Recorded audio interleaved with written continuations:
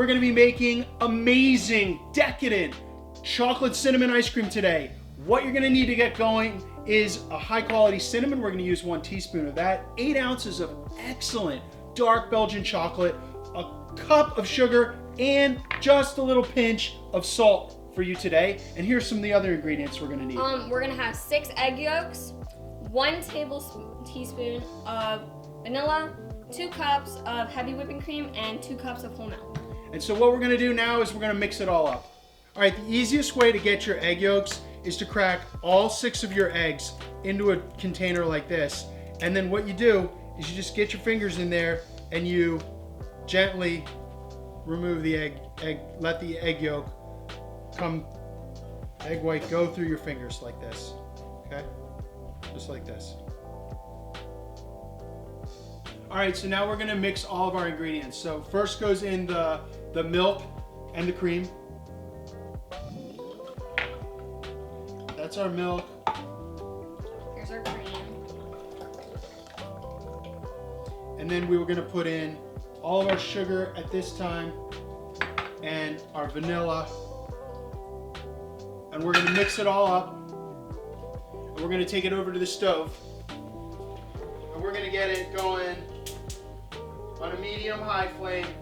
And what you're just gonna do is you're gonna heat that up until it gets nice and warm. All right, so what you wanna do is you wanna heat your milk and cream up till about 180 degrees. The sweet spot is going to be around 170 degrees. You just want to get it warm. You definitely don't want it to boil. So we're just going to be using a thermometer like this just to make sure that we don't go over. Just make sure you don't boil your cream. All right, we're at about like 175. And so what you want to do is you want to temper your egg yolks and whisk those egg yolks up. And what you do is you take just a little bit of your liquid, hot liquid, and you put it in there and you mix it in to get those warm. Otherwise, you'll get scrambled eggs. So what you do is you just slowly warm those up, and that's called tempering. And we're gonna get those nice and warm by adding some of that warm liquid, okay? And we're just gonna keep doing this, getting it warmer and warmer and warmer until we can eventually get it nice and warm. And you know, a bigger bowl would probably be better for this, but it doesn't matter. Just you need it to not shock your eggs, okay? So then you take this, and once you get that going, then you can add that all back in to your liquid right here. And what you're gonna do is you're gonna keep this at about 170 to 175 degrees. Definitely don't get it boiling, because if you get it boiling, it'll curdle it. And you're gonna just slowly stir this for about 10 minutes until it evenly coats the back of a spoon. All right, so we're stirring this, and we've jumped up a couple times, a little over 180 degrees. So now what you can see by the spoon, if you lift the spoon out of the liquid, you can see that the spoon, really the liquid falls right off the spoon. And after about 10 minutes of stirring this, what you'll find is that it will get very thick and it will coat the back of your spoon. So just keep stirring it gently and adjust your flame to make sure that you don't boil it, and you really want to stay around that 170 to 180 degree range. All right, so we've been going for about 15 minutes here, and you can see it's nice and thick, and it coats the back of a spoon just like that. So that's enough. If you want to go a little bit longer, you can. At this time, what you want to do is you want to keep it warm and add your chocolate. Add all your chocolate. And then add a teaspoon of cinnamon, and then keep it warm, and you're gonna mix all that in. Mix all that chocolate in. Now it's gonna look like a total mess at first, but don't worry, that's just the chocolate melting.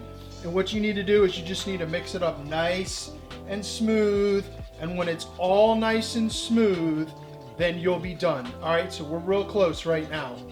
Real close. See that consistency coming together? That chocolate is starting to fully melt, and it's going to be absolutely decadent when we're done. All right, so that's done.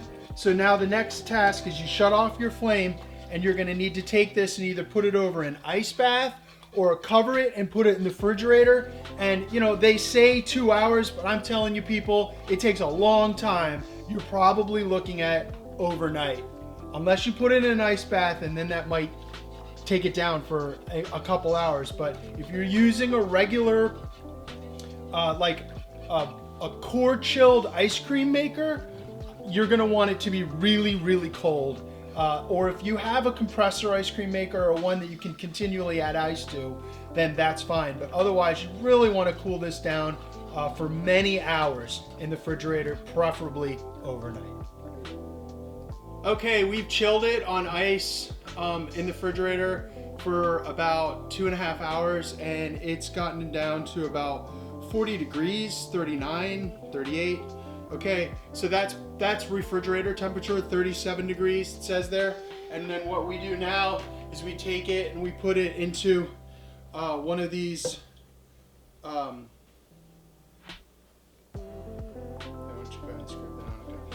we're gonna put it into one of these Cuisinart frozen core, all right? And then we're gonna start turning this and churning this, okay? Yep, so we'll put this in the core, go like this, set this on, turn it, and then what it's gonna do is it's gonna freeze it, and we'll come back in about a half an hour. After about 25 to 30 minutes, what you see is it becomes like soft serve, and you'll have to scoop it out into a bowl, and then if you want it harder, you're gonna have to leave it in the freezer for at least 2 hours, or hopefully overnight. Okay, so we're gonna shut this off. It's been going for not quite 30 minutes. And if you're using one of these cores, it'll come out like, as you can see, basically like soft serve ice cream.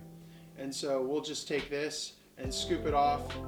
Give it a taste, Annika. Tell us how it tastes. Kind of exotic, right? Yeah. Yeah. I would say... It kind of tastes like Mexican hot chocolate. Yeah, that was the whole goal. We're going for kind of like a Mexican flair to it. Sorry, I'm making a big mess. Here, I'm going to set this. Yummy, right? Now, let's hear the core. Oh, it's still pretty solid. Sometimes when you go for a long period of time, or if you didn't cool your ice cream enough, here, let me get it action for people to see. If you didn't cool your ice cream enough, then what you can do is you can tax your core, your frozen core, and then it won't work very well. Okay, so what we're gonna do is we're gonna take that and we're gonna put that in a freezer for 2 hours and then come back and eat it. It's gonna be awesome.